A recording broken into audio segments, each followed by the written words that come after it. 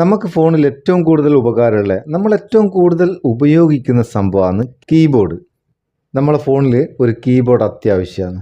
എന്നാൽ അധിക ഫോണിലും സിസ്റ്റം ഡീഫാൾട്ടായിട്ട് വരുന്നൊരു കീബോർഡ് ഉണ്ടാവും. അതിലധികം ഫീച്ചറുകൾ ഉണ്ടാവില്ല. നല്ല ഫീച്ചറുകളിലെ ഒരുപാട് ഫീച്ചറുകളിലെ എളുപ്പം യൂസ് ചെയ്യാൻ കഴിയുന്ന ഒരു കീബോർഡ്.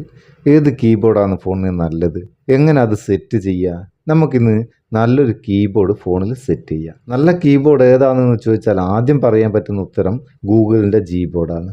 ചിലർ മംഗ്ലീഷ് കീബോർഡ് ഉപയോഗിക്കും, അതും കുഴപ്പമില്ലാത്ത ഒരു കീബോർഡാണ്.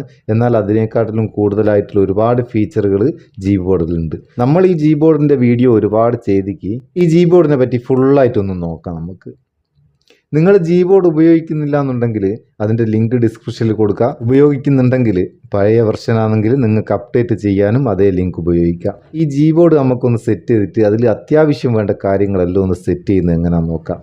അതൊന്ന് ഓപ്പൺ ചെയ്യുക. ആദ്യം ഓപ്പൺ ചെയ്താൽ ആദ്യം സെലക്ട് ഇൻപുട്ട് മെത്തേഡ് എന്നുള്ളത് ക്ലിക്ക് ചെയ്തിട്ട് നമുക്ക് gboard നമ്മളെ കീബോർഡായിട്ട് സെലക്ട് ചെയ്യണം. അത് സെലക്ട് ചെയ്ത് കൊടുക്കുക, എന്നിട്ട് ഡണ്ണ് കൊടുക്കുക. പിന്നെ നമ്മൾ പോകുന്നത് ഇതിൻ്റെ സെറ്റിങ്സ് ഭാഗത്തേക്കാണ്. ആദ്യം ലാംഗ്വേജ് സെറ്റ് ചെയ്യണം. ഇവിടെ ലാംഗ്വേജ് ക്ലിക്ക് ചെയ്യുക. ലാംഗ്വേജ് ക്ലിക്ക് ചെയ്തിട്ട് ഡീഫാൾട്ടായിട്ട് ഇംഗ്ലീഷ് ഉണ്ടാവും. അത് കൂടാണ്ട് നമുക്ക് നമ്മളെ ലാംഗ്വേജ് വേണ്ടേ, അതിന് ആഡ് കീബോർഡ് എന്നുള്ളത് ക്ലിക്ക് ചെയ്ത് കൊടുക്കുക. ഇവിടെ നമുക്ക് മലയാളം ഇന്ത്യ എന്നത് സെലക്ട് ചെയ്യാം.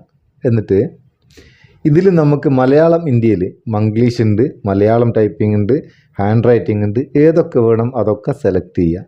ചിലർക്ക് മലയാളം അക്ഷരങ്ങൾ പെറുക്കി വെച്ച് ടൈപ്പ് ചെയ്യാൻ ബുദ്ധിമുട്ടായിരിക്കും. അതുകൊണ്ട് മംഗ്ലീഷ് യൂസ് ചെയ്യുക. മംഗ്ലീഷ് സെലക്റ്റഡ് ആണ്. അതിനുശേഷം ഇങ്ങോട്ട് സ്വൈപ്പ് ചെയ്താൽ ഇവിടെ ഹാൻഡ് റൈറ്റിംഗ് എന്നുള്ള അതും ഒന്ന് സെലക്ട് ചെയ്ത് കൊടുക്കുക. രണ്ടും സെലക്ട് ചെയ്തിട്ട് ഇവിടെ ഡണ്ണ് കൊടുക്കുക. ഇനി കൂടുതൽ ലാംഗ്വേജുകൾ വേണമെങ്കിൽ നിങ്ങൾക്ക് കൂടുന്ന ആഡ് കീബോർഡിന് സെലക്ട് ചെയ്യുക, അല്ലെങ്കിൽ ബാക്ക് വരിക. നമ്മളിപ്പോൾ മലയാളം സെലക്ട് ചെയ്ത് രണ്ടാമത് പ്രിഫറൻസ് എന്നുള്ള ഭാഗം ക്ലിക്ക് ചെയ്തിട്ട് ഇവിടെ ഏറ്റവും മേലെ നമ്പർ റോ എന്നുണ്ടാവും, അതൊന്ന് ഓൺ ആക്കി കൊടുക്കുക. അതെന്തിനാ നമ്പർ റോ എന്ന് പറയുന്നത്?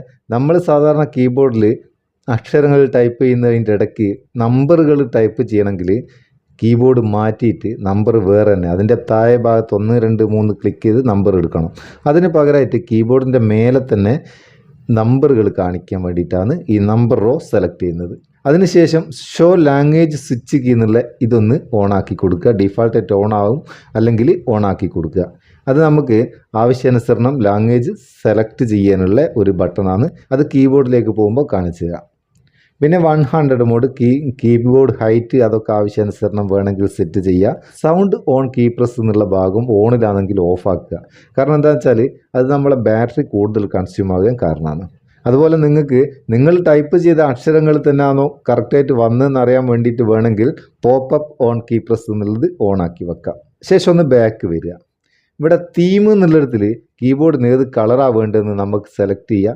ഇഷ്ടമുള്ളൊരു കളർ നമുക്ക് സെലക്ട് ചെയ്തിട്ട് ഇവിടെ അപ്ലൈ കൊടുക്കുക.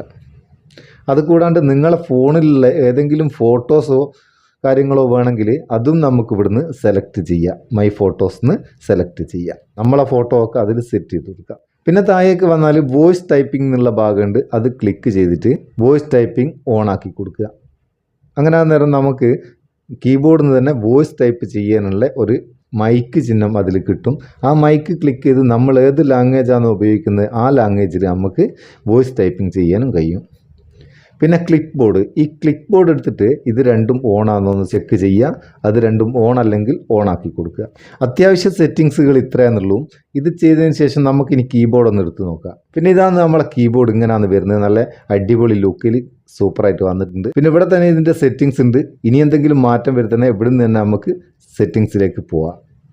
അത് കൂടാണ്ട് ഇവിടെ 3 ഡോട്ട് കാണാം. ഈ 3 ഡോട്ട് ക്ലിക്ക് ചെയ്താൽ ഇവിടെ തീം മാറ്റാം, ക്ലിക്ക് ബോർഡ് എടുക്കാം, ടെക്സ്റ്റ് എഡിറ്റിംഗ് ചെയ്യാനുള്ള ഓപ്ഷൻ, ഷെയർ ചെയ്യാനുള്ള ഓപ്ഷൻ, അതുപോലെ 100 മോഡ്, ഫ്ലോട്ടിങ്.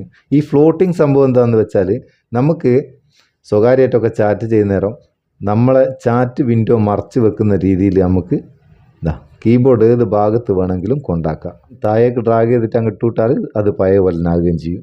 പിന്നെ നേരത്തെ വോയിസ് ടൈപ്പിങ്ങിനെ പറ്റി പറഞ്ഞില്ലേ, ഈ വലത് ഭാഗത്തൊരു മൈക്ക് ഐക്കൺ ഉണ്ട്. ഇത് ക്ലിക്ക് ചെയ്താൽ നമ്മൾ ഏത് ലാംഗ്വേജാണോ യൂസ് ചെയ്യുന്നത് ആ യൂസ് ചെയ്യുന്ന ലാംഗ്വേജിൽ നമുക്കിത് ടൈപ്പ് ചെയ്ത് തരും. ഇവിടെ ലാംഗ്വേജ് സ്വിച്ച് കീ ഇല്ലേ, ഈ ലാംഗ്വേജ് സ്വിച്ച് കീ ക്ലിക്ക് ചെയ്താൽ നമുക്ക് മലയാളം ഇംഗ്ലീഷും ഒക്കെ മാറ്റി എടുക്കാം. ഏതൊക്കെ ലാംഗ്വേജാണോ നമ്മൾ സെലക്ട് ചെയ്ത് അതൊക്കെ മാറ്റിയെടുക്കുക. ഇനി ഇതിലൊന്ന് ലോങ് പ്രസ് ചെയ്ത് കഴിഞ്ഞാൽ നമ്മളെ കീബോർഡ് തന്നെ മാറ്റി വേറെ കീബോർഡ് എടുക്കണമെങ്കിൽ അതും ഇവിടുന്ന് നമുക്ക് ചെയ്യാനാവും. സംഭവം എങ്ങനെയായാലും വളരെ സിമ്പിളായിട്ട് യൂസ് ചെയ്യാൻ കഴിയുന്ന നല്ലൊരു കീബോർഡാണ് gboard. ഏത് കീബോർഡാണ് നല്ലതെന്ന് ചോദിച്ചാൽ ആദ്യം ഞാൻ റെക്കമെൻഡ് ചെയ്യുന്നതും ഈ gboard. സേഫ് ആൻഡ് സെക്യൂർ ആണ്, ഉപയോഗിക്കാൻ സിമ്പിളാണ്.